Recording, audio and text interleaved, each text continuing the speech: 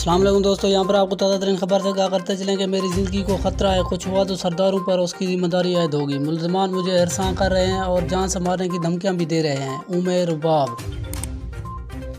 والد، چاچا اور دادا کے خون کے انصاف کے لیے قانونی جنگ لڑنے والی عمر رباب کا کہنا ہے کہ نام نہاد سرداران کی جانب سے ان کی زندگی کو خطرہ لاحق ہے۔ تفصیلات کے مطابق تموندار ہاؤس مہڑ میں پریس کانفرنس کرتے ہوئے عمر رباب چانڈیو نے بتایا کہ ہمارے کیس کی سماعت دادو کی کرمنل ٹرائل کورٹ میں ہوئی۔ عدالت سے واپسی پر نامزد ملزمان نے ہمیں ہراساں کیا۔ عمر رباب نے الزام عائد کیا کہ مقدمے میں نامزد ملزمان نے مجھے قتل کرنے کی کوشش کی۔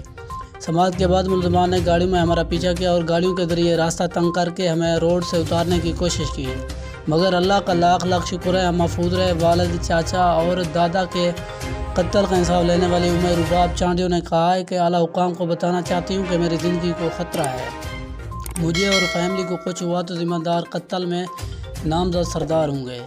یاد رہے کہ سندھ کے ضلع دادو کی تحصیل مہڑ میں 3 سال قبل مسلح افراد نے فائرنگ کر کے ایک ہی خاندان کے 3 افراد کو موت کے گھاٹ اتار دیا تھا۔